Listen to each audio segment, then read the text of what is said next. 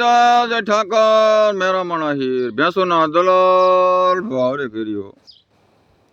હવે ભેંસુનો દલાલ એક મોવા બાજુનો છે. એમ કેમ સામાજિક કાર્યકર નથી.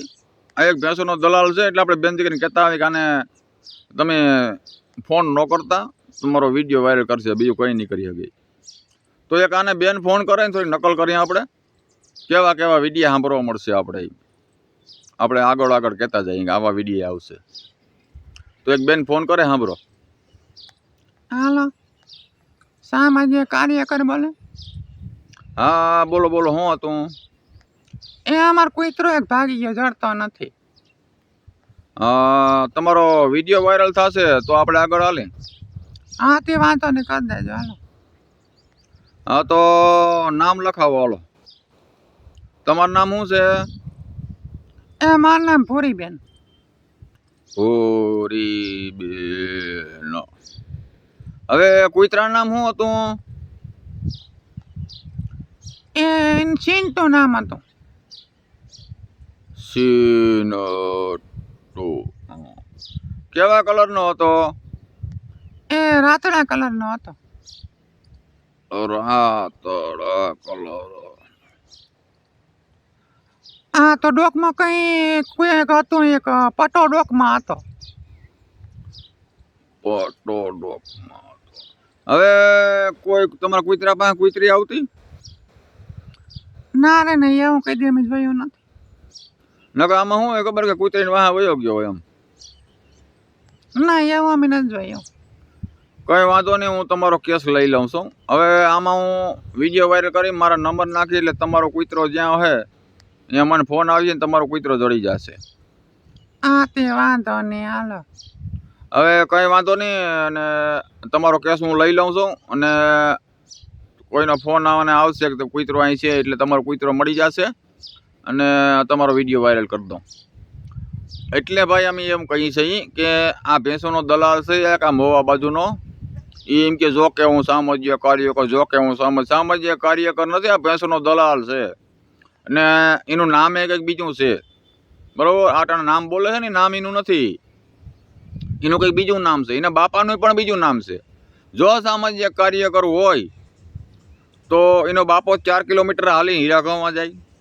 અને પાછો હમણાં મેં એક સાંભળ્યું હતું, એક પોલીસવાળાએ ફોન કર્યો હતો કે અમારો તો 50,000 રૂપિયા મહિને પગાર છે આ ભાઈ ભેંસોનો દલાલ. કે તો ભેંસોના દલાલ, તને 50,000 પગાર હોય તો તારો બાપો હીરાગાંવમાં જાય ખરી? 60-70 વર્ષનો છે, બરાબર? અને તું ભેંસોના દલાલના કરશો, કર ખરી? એટલી ખબર પડે. 500 કોકની ભીહું દેખાડવા જા, તો 50,000 તારા પગાર ન હોય. એટલે બહુ ફાંકા નહીં મરવાની સોશિયલ મીડિયામાં. એટલે બેનો દીકરીને કહીએ કે આનાથી બધા સાવધાન રહ્યો. એક આ મોવા બાજુનો સામાજિક કાર્યકર છે, સામાજિક કાર્યકર નથી, આ ભેંસોનો દલાલ છે. એટલે આવા લોકોને તમે ફોન ન કરો. તમારો સોશિયલ મીડિયામાં વિડીયો વાયરલ થઈ જાય. એને વિડીયો વાયરલ કરવાથી જ છે. કાં એના પરિવારના કોઈના વિડીયો વાયરલ નથી કરતો, એના પરિવારમાં કંઈ વાંધો નહીં પડતો હોય, કાં ન કરે? તમારી ઇજ્જત જાય આમાં. કાં પોતાની પરિવારનો કોઈ વિડીયો વાયરલ ન કરે.